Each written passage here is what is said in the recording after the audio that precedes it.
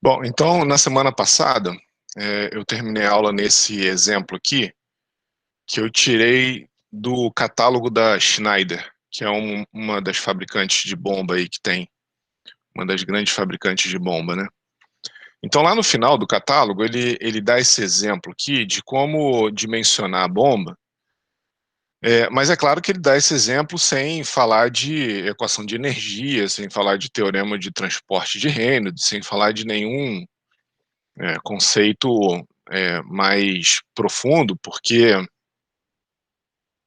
é uma forma, vamos dizer assim, eles desenvolveram uma forma bem intuitiva, vamos dizer assim, né, de dimensionar a bomba fazendo conta simples, tá? Então a gente vai comparar o que o catálogo mostra, né, com a expressão que a gente obteve pela primeira lei da termodinâmica, é, aplicada, né, entre a sucção aqui e a descarga, por exemplo, né?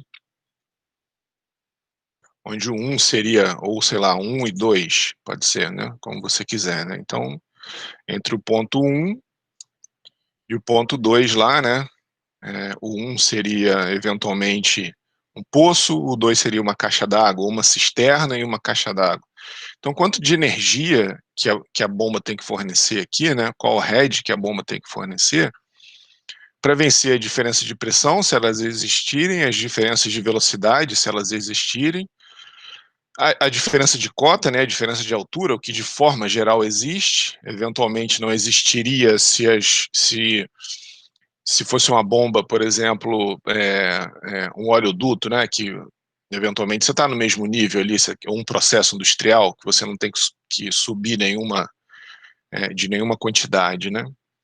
Enfim, mas de forma geral esse termo existe, né, essa diferença de altura aqui, né, esse ΔH, e as perdas de carga que com certeza existirão ao longo de toda a tubulação, né, pelas curvas, pelas perdas de carga distribuída, né, pelo atrito. Então, esse termo de perda de carga sempre vai existir. Então, a gente vai ver, vai comparar, né, o que o fabricante indica como metodologia de cálculo de head e o que a gente vai obter pela nossa expressão. Aí aqui está uma tabela, né, a gente normalmente viu gráficos, né, até agora, então a gente viu eu apresentei para vocês a curva head vazão como um gráfico dessa forma, por exemplo, mas muitos fabricantes fornecem o catálogo como tabelas, então aqui seria o equivalente, né? Então, sei lá, se a gente calcular aqui um head de 11 metros, né, um head total, essa bomba BC98, esse modelo aqui de bomba, né, se ela tiver 1/3 de cavalo, ela vai fornecer 3 metros cúbicos por minuto. Se ela tiver meio cavalo, ela vai fornecer 3,9 metros cúbicos por minuto, tá? E aqui são outros modelos, né? Então, sei lá, BCR 2000, aí é como o fabricante faz a nomenclatura dele, né?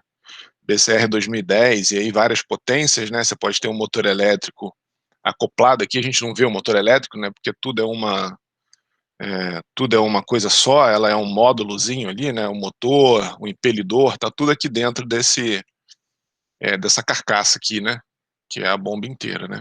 Mas aí existem opções de motor, cada bomba tem o seu diâmetro de sucção e recalque, aqui 3/4 de polegada. É, tá, e aí aqui, né, seriam as faixas de aplicação, né? Então, head de 2 metros até 15 metros, qual é a vazão que essa bomba fornece? Aí de 1/4 de polegada. O head de 4 metros até 18 metros, qual é a faixa de vazão que ela fornece, né? Um head de 5 metros até 20 metros, a faixa de vazão que ela fornece, e isso para as outras bombas ali de baixo. Deixa eu só ver uma coisa aqui. Não, não tem. Vou falar isso mais para frente, então. É, certo? Então é mais ou menos assim, esse é o exemplo da Schneider, né? Como que ela fornece os dados, né, das bombas.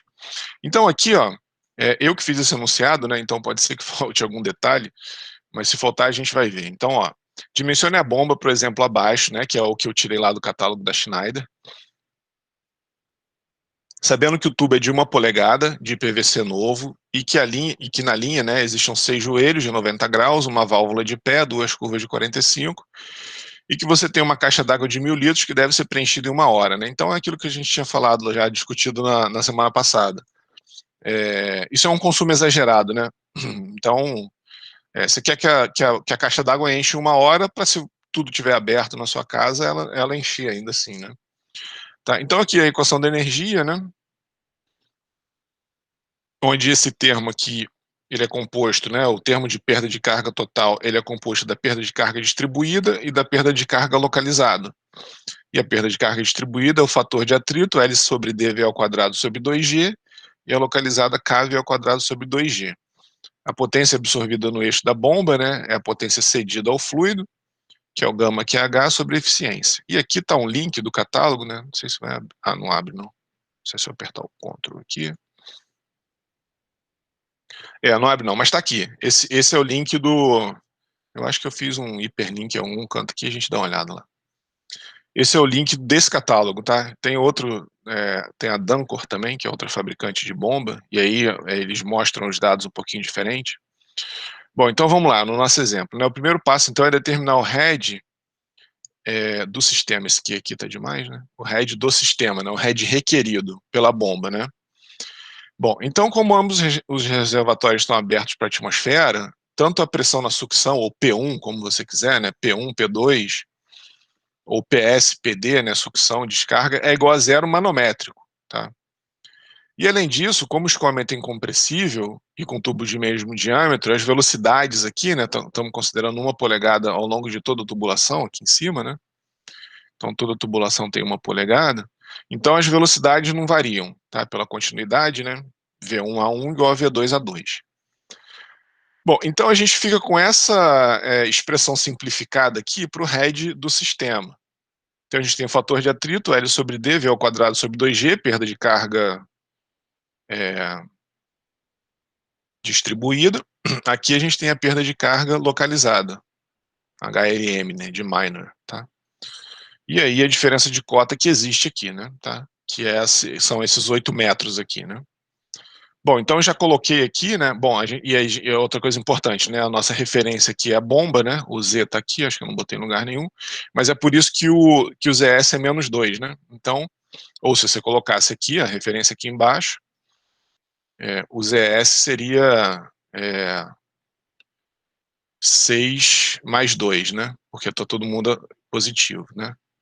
Então, como é negativo, 6 menos -2, a gente tem aqui os 8 metros ali, que é o delta H que a bomba tem que vencer, né? Então, onde você colocar o nível, você tem que chegar nesses mesmos, onde o Z for ali, né? Bom, então, a gente tem essa expressão aqui, né? Já tem os 8 metros aqui, que ela tem que vencer, que é o desnível, e a gente tem que somar nesses 8 metros aqui as perdas de carga distribuída e localizada. Então, para a gente saber a perda de carga distribuída, a gente tem que saber a velocidade, né? A velocidade não só para determinar esse termo aqui, mas o fator de atrito também a gente precisa do Reynolds, né? Então, a gente estimou lá uma vazão de 3.000 litros por hora, e a área da tubulação, né, πd ao quadrado sobre 4. Então, aqui eu estou passando de litro para metro cúbico, então 1.000 litros tem 1 metro cúbico, e de hora para segundo, e aqui é o diâmetro da tubulação, 1 polegada, né, 0,0254 metros. Então daqui a gente tira que a velocidade é 1,64 metros por segundo, que é coerente. Normalmente as velocidades são dessa ordem de grandeza, tá? 1,64, 5, 0, alguma coisa, é a ordem de grandeza mais ou menos das velocidades, vamos dizer assim, residenciais, né, comuns de aplicação. E quem que é o L, né? Esse L aqui total, né? Então a gente tem que ir somando os trechos retos aqui, ó, 3 metros mais meio metro, então tá aqui, ó, 3 mais meio, né, que é esse trechinho aqui, na descarga da bomba, mais 3, então vai somando os trechos retos, e aí a gente chega em 20,5 metros de trecho reto. Então, para a gente calcular a perda de carga distribuída, a gente já tem a velocidade, tem o L aqui, né, total, tem o diâmetro, aí a gente precisa determinar agora o fator de atrito. E aí a gente tira o fator de atrito pelo Reynolds, né? Então, Reynolds VD sobre μ, então temos tudo, né? Água, velocidade a gente acabou de determinar, 1,64, diâmetro da tubulação, e a viscosidade da água, né? 10 a menos 3. Então, 41.731. A rugosidade para o tubo de PVC, normalmente eu não achei isso nos livros de mecânica dos fluidos. Aí eu botei na internet e achei, enfim, tanto na apostila da PUC do Rio Grande do Sul, né, que vocês têm aí nas referências, lá tem, não tem nos livros, mas nessa apostila tem. E eu achei também um pessoal que fez uma análise estatística da rugosidade de tubo de PVC, né? Porque é um material muito usado na construção civil e a determinação precisa da rugosidade dele, ou pelo menos estatisticamente precisa, né? Com a média e com desvio padrão, é importante. Então, para quem for precisar de algum dia de ter como referência, né?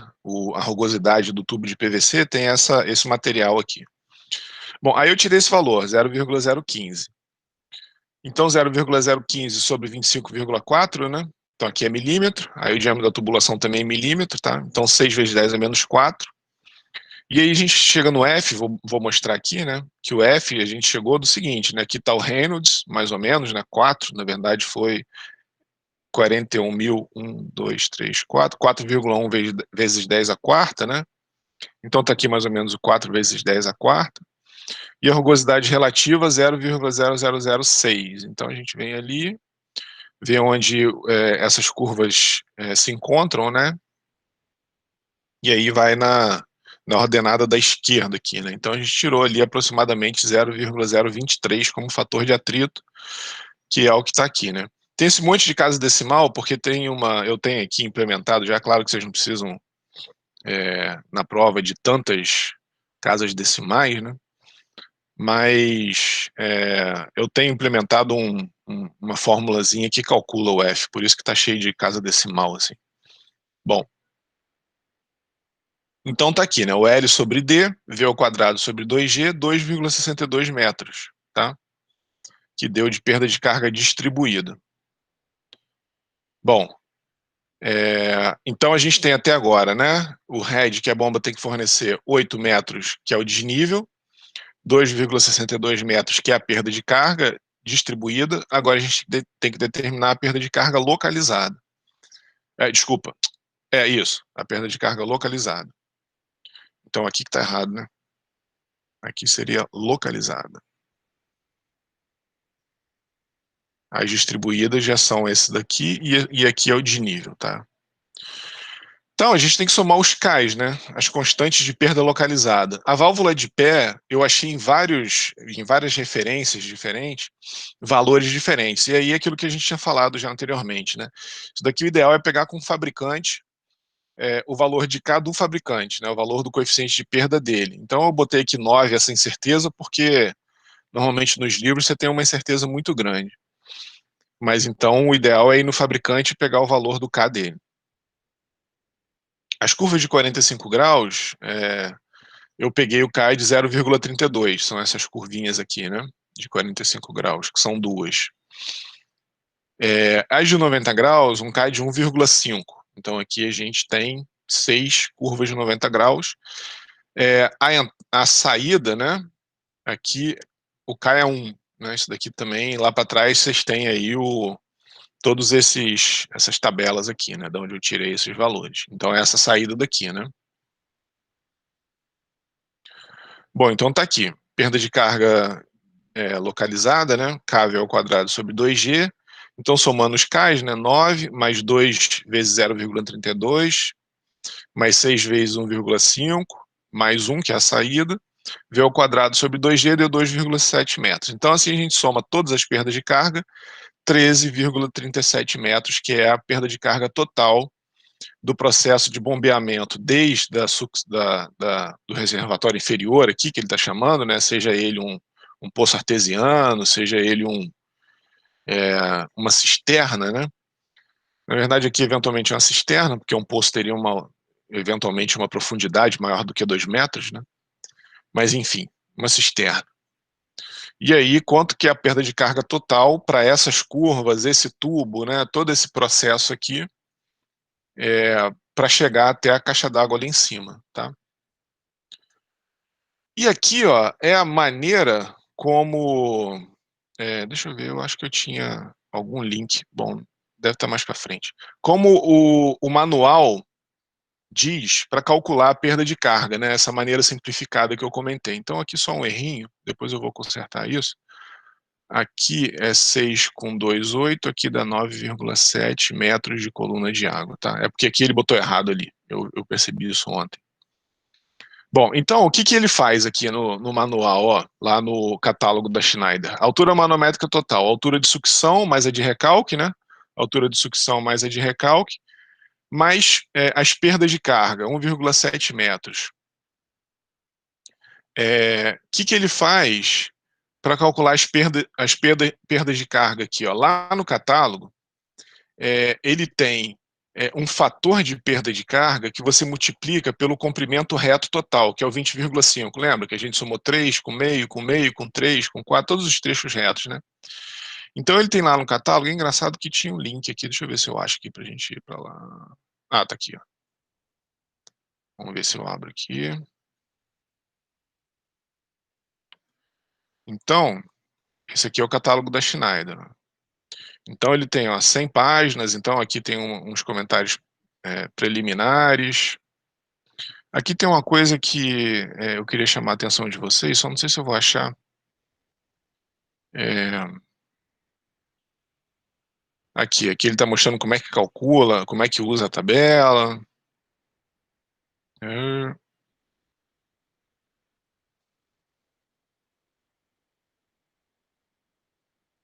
aqui, ó, tá aqui.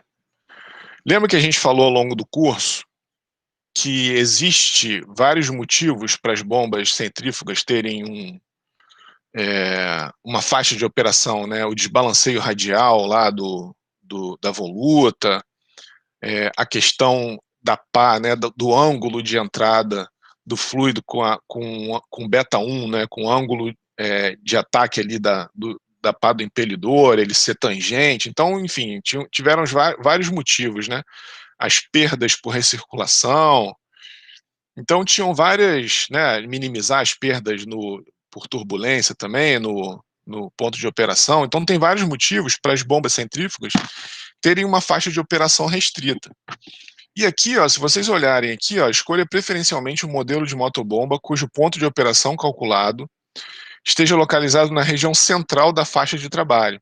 Então ele está falando o seguinte, ó, essa bomba aqui, ela varia de 4,5 metros cúbicos a 1,2. Então o ideal é que ela esteja mais ou menos aqui na região central, porque se ela estiver na ponta, muito provavelmente ela está no limite da faixa de trabalho dela, tá? Então é por isso que essa recomendação, né? Evitando sobrecarga ou falta de vazão, porque realmente nessas regiões ela já está muito perto ali da região que ela não trabalha de forma ótima, a eficiência já é baixa, a recirculação é alta, as perdas por recirculação são altas, o desbalanceio radial é alto. Então, isso é uma coisa importante de se observar, né, por causa da faixa de operação das turbobombas. Bom, então aí cada fabricante divide seu catálogo de maneira diferente, porque existe uma infinidade de modelo, né? Então aqui para facilitar a vida, o que o fabricante faz é fazer esse códigozinho, esse fabricante específico, né? Ah, se você quer aplicação residencial e industrial, são esses modelos aqui de bomba. Se for agrícola, são esses. Se for, sei lá, alguma coisa mais geral, né? Então tem esse códigozinho aqui para facilitar, né? Porque olha só a quantidade, aqui está aqui, né? Então, o que é cada legenda, né? Agricultura, limpeza de caixa d'água, lavação, drenagem de água, não sei o que, piscina, né? Então,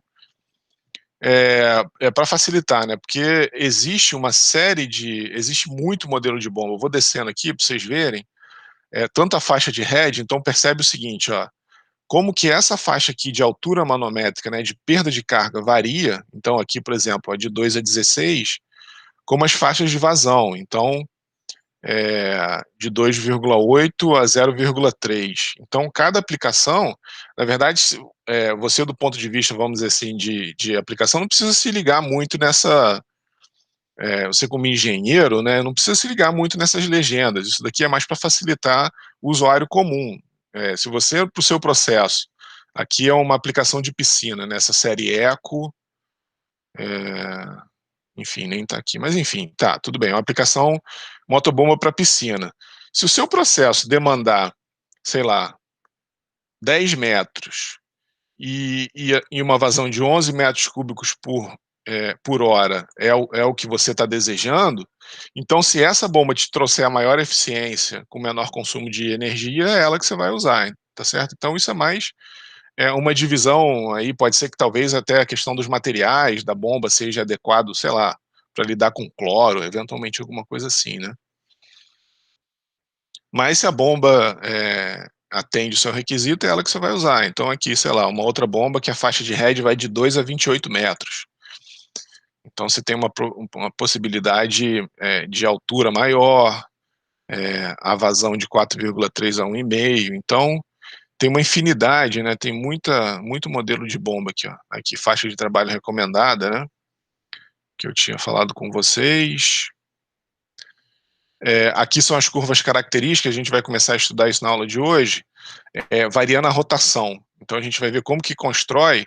Então o que a gente viu até agora foi curva de head vazão para uma rotação específica. Então a gente viu só uma curva. Mas a gente vai ver como calcular, né? Que se a gente variar a rotação, a gente pode ir descendo essas curvas aqui. E aí a gente tem uma faixa de trabalho para várias rotações. Então tá aqui, por exemplo, aqui ó, 30 Hz, 35 Hz, né? Aqui a altura manométrica total, vazão e cada uma das frequências aqui, né? Cada uma das velocidades de rotação do motor, tá? E aí, ó, olha a quantidade de bomba que tem disponível, né? Então a seleção de bomba pode não ser muito simples, né?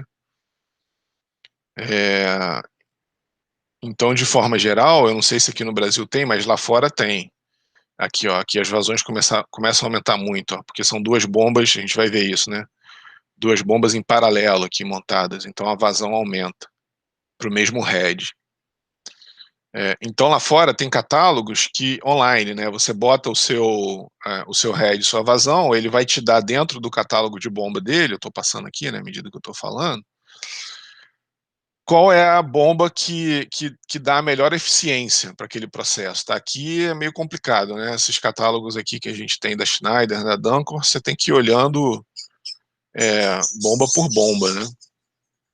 Tá, então aqui, sei lá, esse daqui, ó, a faixa de head vai de 12 a 70 metros, tá vendo? Então ele vence uma perda de carga bem maior e vazões enormes também, né? 61 metros cúbicos por hora, então em uma hora enche uma piscina de 61 mil litros, né?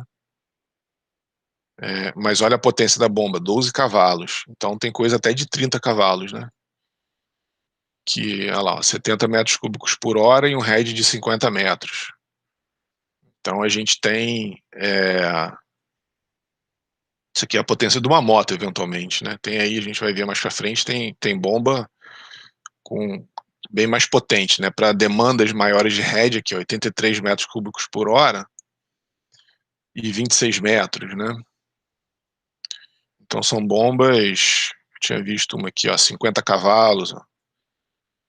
Já é coisa, ó, 100 cavalos, olha lá. Bomba de 100 cavalos, é um carro, né?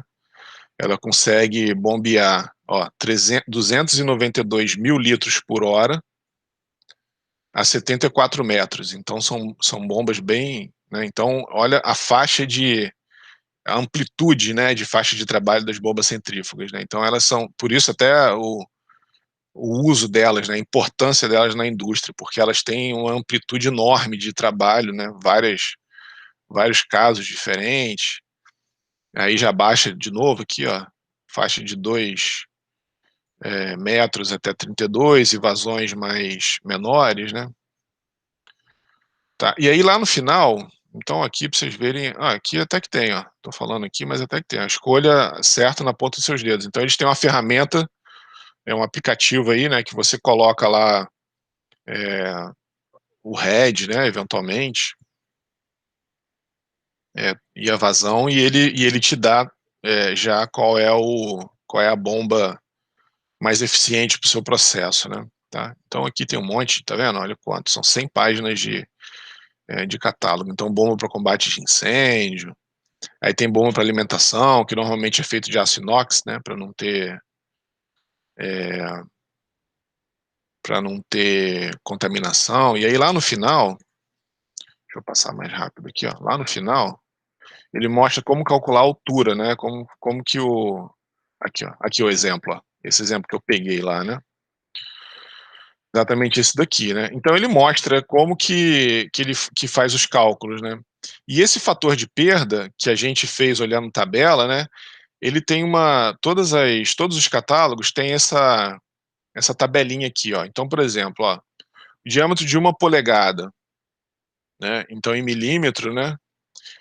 E aí para vazão em metros cúbicos de 3 metros cúbicos por hora, que é o nosso caso, olha lá, você tem que multiplicar todo o trecho reto por 8,3%. É por isso que aqui, ó, vou voltar aqui na nossa apresentação, se a gente olhar aqui, ó,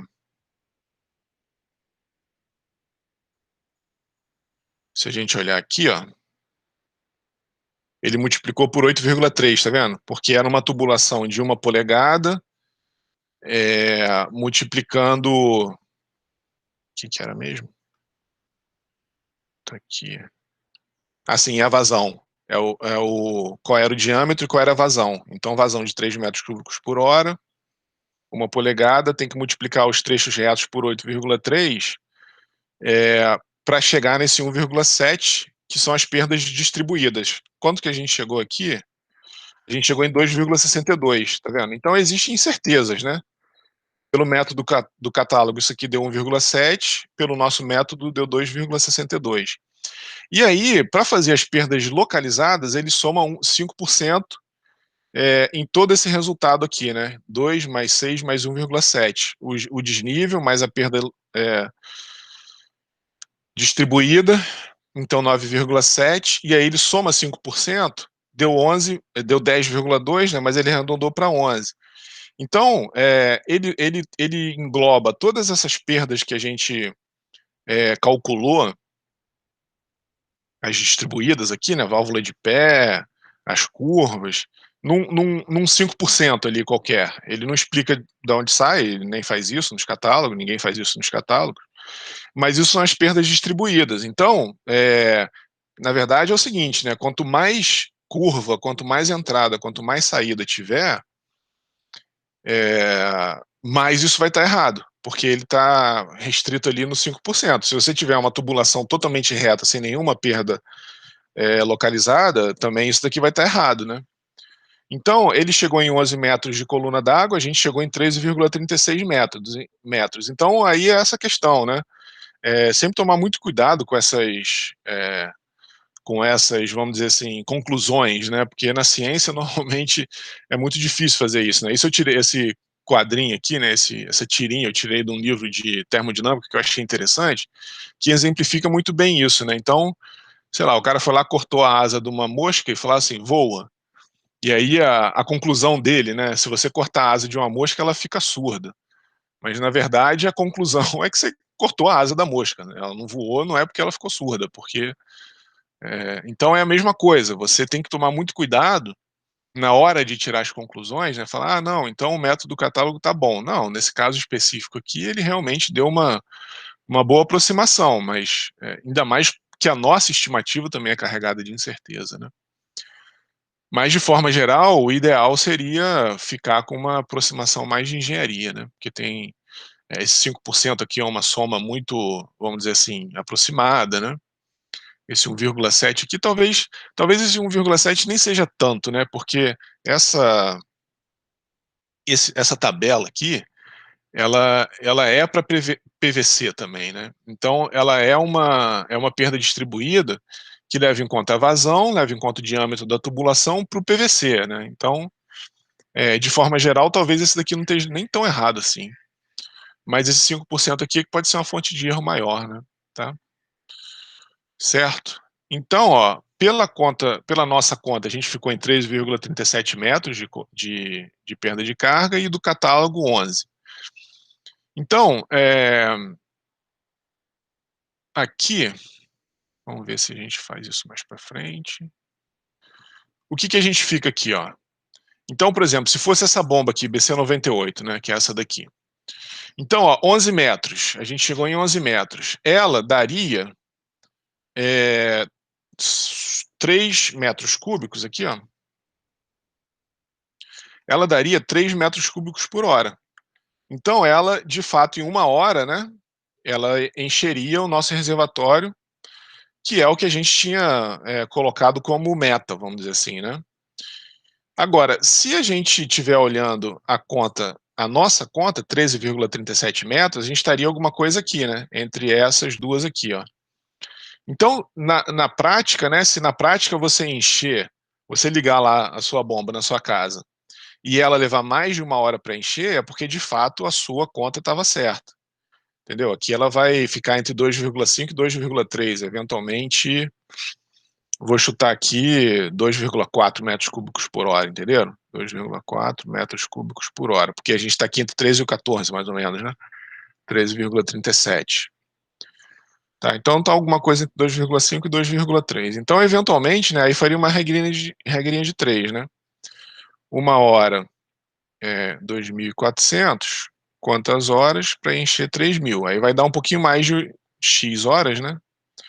Para encher, porque a caixa d'água tem 3.000 litros, então ela vai dar eventualmente, ela vai levar mais de 1 hora para encher, mas tudo bem, na sua casa, se isso não for, essa diferença não vai ter muito impacto, né? Porque em vez de encher a caixa d'água em 1 hora, vai encher em 1 hora e 20, 1 hora e 15, sei lá. Bom, aí olha só, o que acontece se a gente aumentar o diâmetro da tubulação para 1,5 polegadas, né? Observa que o original era 1 polegada. Então, o que acontece se a gente aumentar para 1,5 polegadas? Então, a perda de carga distribuída ela vai diminuir, porque a vazão ela mantém a mesma, né? A área é maior, a gente tem uma velocidade menor. Lembra que antes a gente tinha 1, alguma coisa metros por segundo, né?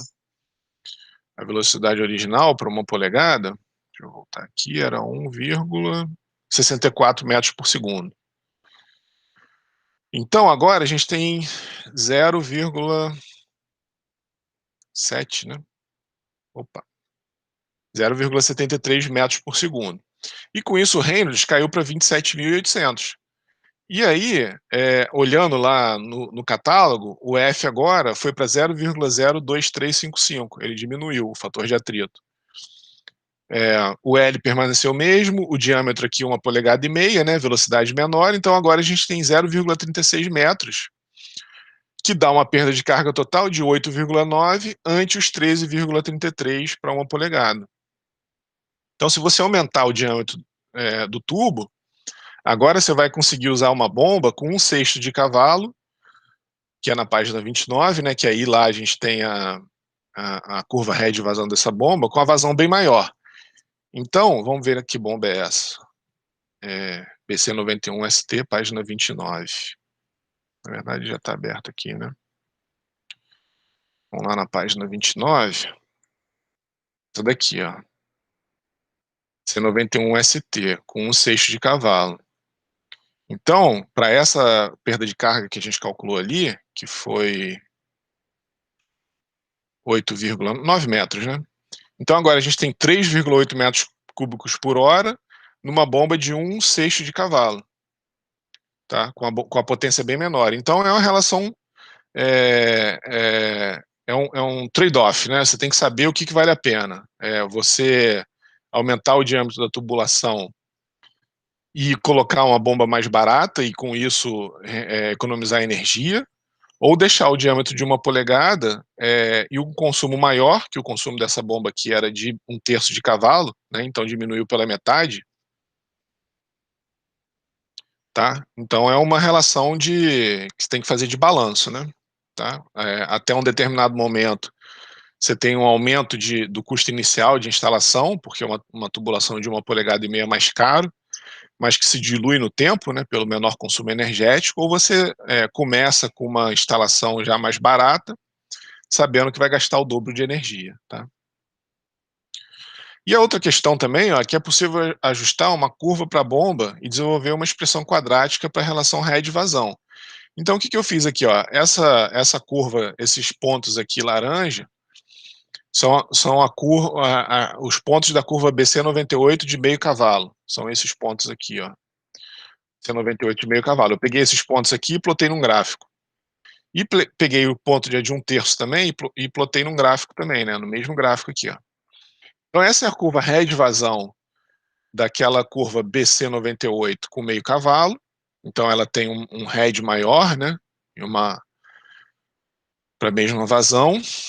E uma vazão maior, na verdade eu botei ao contrário aqui, eu botei o head aqui, eu botei o head na abscissa e a vazão na ordenada. Então ela tem uma vazão maior para o mesmo head ou um head maior para a mesma vazão. E a azul aqui é a BC98 com 1/3 de cavalo, e aqui os pontos, ó. Esse pontinho verde a perda de carga para quando eu tenho um sistema com diâmetro de 1,5 polegadas. Então aqui eu tenho um sistema de 1,5 polegadas, né? Aqui, essa azul escuro, seria a perda de carga do catálogo, né? 1 polegada com a perda de carga do catálogo. E aqui seria a nossa perda de carga, né? Eu botei um MF aqui de mecânica dos fluidos, né? Com os conceitos ali que a gente obteve do teorema do transporte de Reynolds. Então, se eu tivesse com essa bomba com uma tubulação de 1,5 polegadas, ela ia fornecer um head de 9 metros e uma vazão de 4 e alguma coisa metros cúbicos por hora. Se eu tivesse com um diâmetro de 1 polegada e calculado as perdas de carga pelo catálogo, né, eu ia ter um head aqui, sei lá, de 11 metros e uma vazão de 3 e alguma coisa metros cúbicos por hora, né? E a mesma coisa aqui para o nosso caso ali, que a gente fez calculando pelos conceitos de mecânica dos fluidos. Isso para bomba de meio cavalo. E essa daqui, ó, é a curva, se você não quiser trabalhar com ponto, aí é um pouco trabalhoso, né, porque os fabricantes não fornecem esses dados, você tem que pegar um por um. Aí essa é a curva head vazão dessa bomba. Então Y, né, que seria a vazão, né, você pode escrever assim, né, vazão igual a menos 0,009 head ao quadrado, menos 0,0483 head, mais 5,5553, tá? Então, tendo head, né? Se a gente tiver o head e jogar aqui nessa expressão, a gente tira a vazão, tá? E a mesma coisa para a bomba de 1/3 de cavalo ali, tá? Que é essa curva aqui, que é o que a gente foi a bomba que a gente tinha selecionado, né? Agora, o do catálogo, né, 1/3 aqui, é esse ponto amarelo aqui, né? Que foi justamente os 3 metros cúbicos por hora e a perda de carga de 11 metros aqui, ó, tá? Que é o que a gente tinha selecionado lá. E essa é a curva da bomba, né? Vazão é menos 0,0081 head ao quadrado, menos 0,0538 head, mais 4,5585, tá? Então, sempre é possível fazer esse ajuste quadrático aqui da curva da bomba. E também uma outra coisa interessante, né, é que se a bomba estiver no lugar, você pode estimar a perda de carga do sistema com a medida de vazão, porque essa curva head vazão da bomba ela é muito linear, quer dizer, ela é quadrática, mas eu digo assim, ela é muito bem comportada. Então, se você chegou lá, né, se a sua caixa d'água demorou 1h15 para encher, ao invés de 1 hora, significa que a vazão é 2,4 e não 3 metros cúbicos por hora. Então, você pode pegar uma bomba, medir a vazão dela e você sabe o head do sistema também, tá? Beleza? Então é uma medida de medir, é uma forma de medir a vazão também, se você tiver uma bomba operando, né? Então você consegue saber as perdas de carga no sistema, tá? Bom, então aqui só deixo como referência, né, que muita coisa dessa aula eu tirei desses livros, né, apostila, que estão aí disponíveis, tá? Então só a referência aí da aula. Bom, então a gente terminou essa parte de característica do sistema. Então a gente já na aula passada, né, a gente viu as curvas características da bomba, nesse módulo, vamos dizer assim, né, nessas 2 ou 3 aulas que a gente viu aqui, característica do sistema. Então a gente tem como calcular já todos os fatores que influenciam na curva da bomba, né, ou a grande maioria, e a grande maioria dos fatores que influenciam na curva do sistema, e aí sabe também como comparar, né, como confrontar um com o outro, para dimensionar a bomba, tá?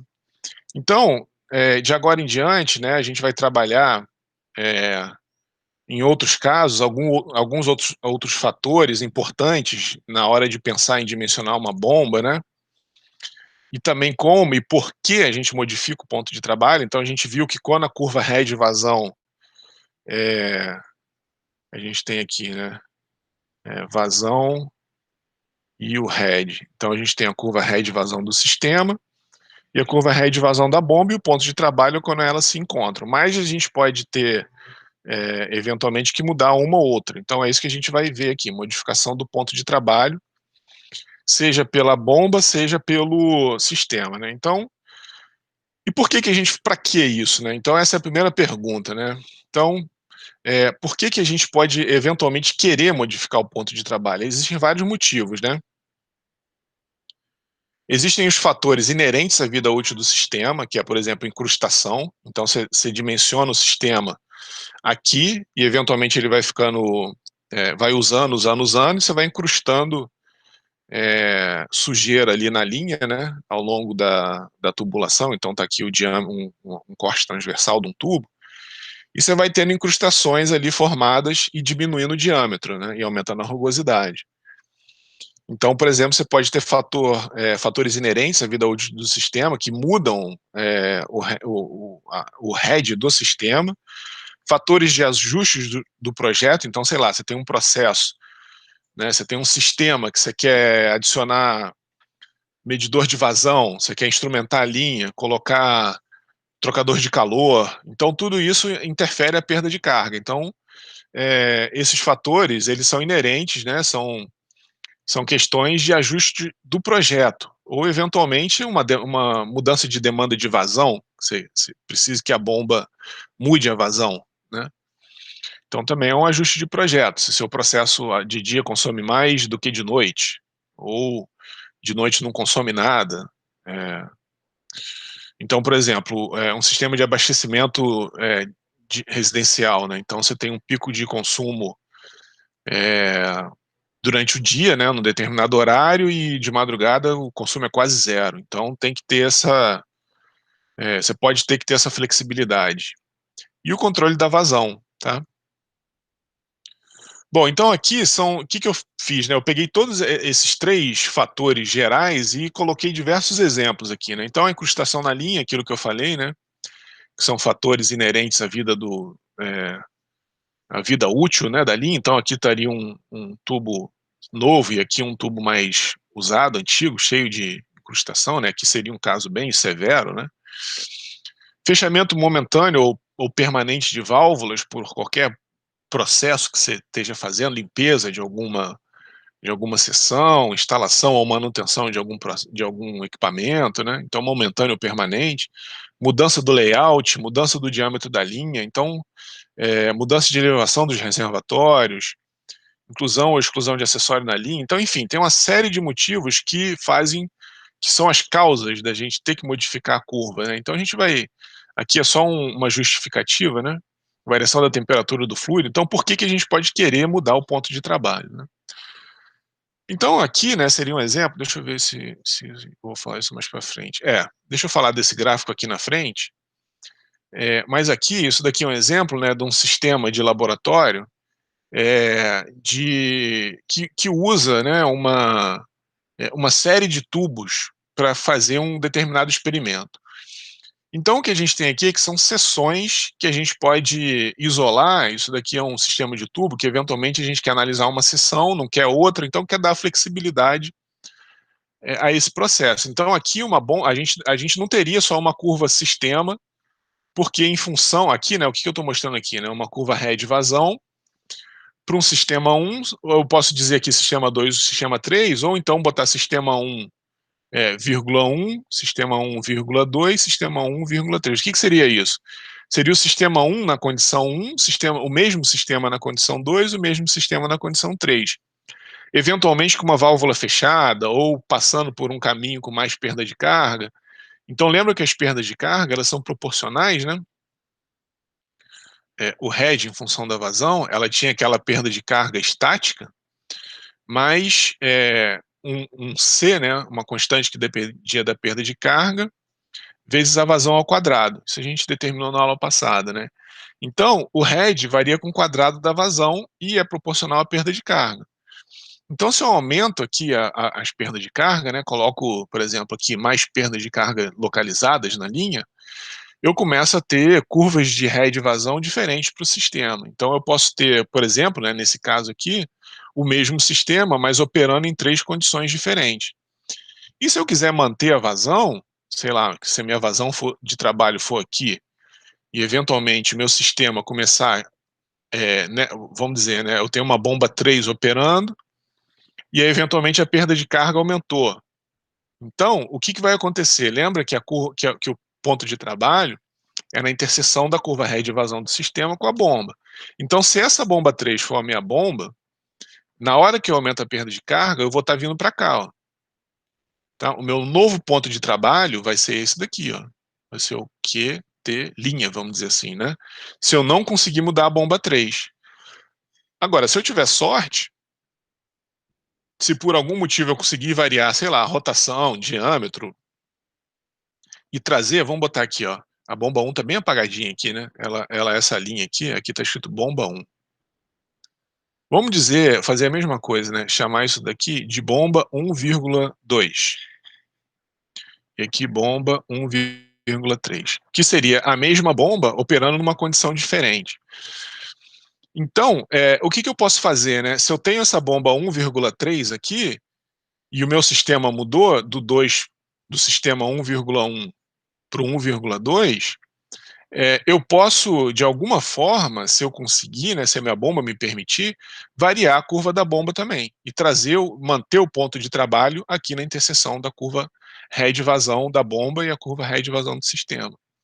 Tá? Então essa é a questão, né? Então essa é uma visão geral assim, um exemplo, vamos dizer assim, prático, né, do motivo, né, e das restrições e de como a gente consegue eventualmente mudar a curva head vazão da bomba em função de uma mudança, vamos dizer assim, obrigatória da curva head vazão do sistema, tá? Bom, então a gente vai analisar, né, separadamente a estratégia de variar a curva do sistema. Por exemplo, por que a gente vai avaliar variar a curva do sistema, né?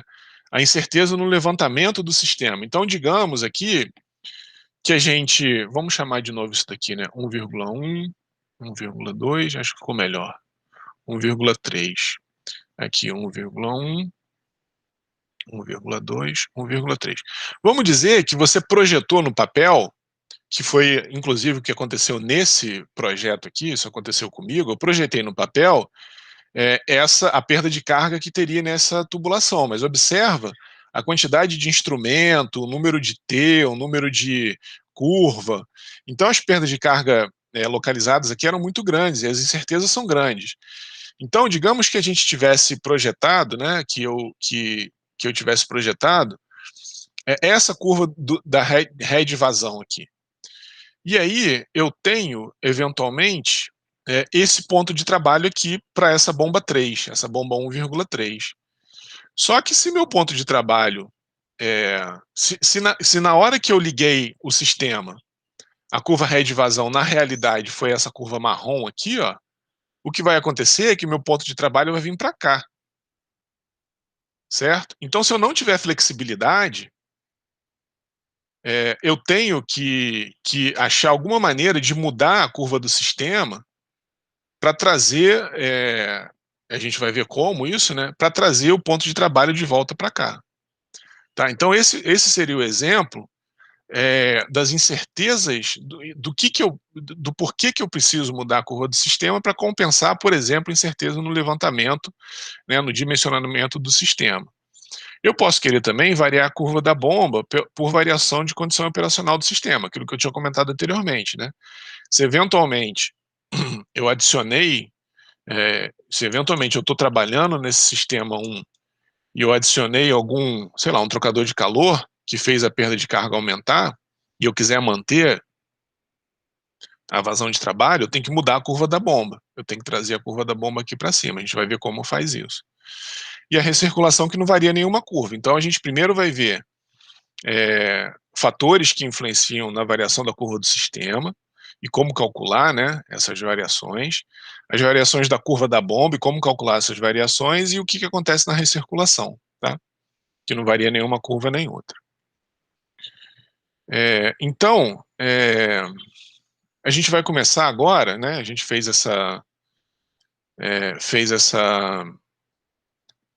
análise aqui, né? Então, a primeira coisa que a gente vai ver é quais fatores que variam a curva do sistema, caso seja necessário, por algum desses motivos que eu comentei aqui anteriormente, né? Então, bom, como que a gente varia a curva do sistema, né? Bom, só estou vendo aqui que são 8h55. Vamos parar nessa motivação aqui, dar uns 10 minutinhos aqui nessa motivação. Tem alguma pergunta aí? Alguma dúvida? Alguém quer fazer algum comentário?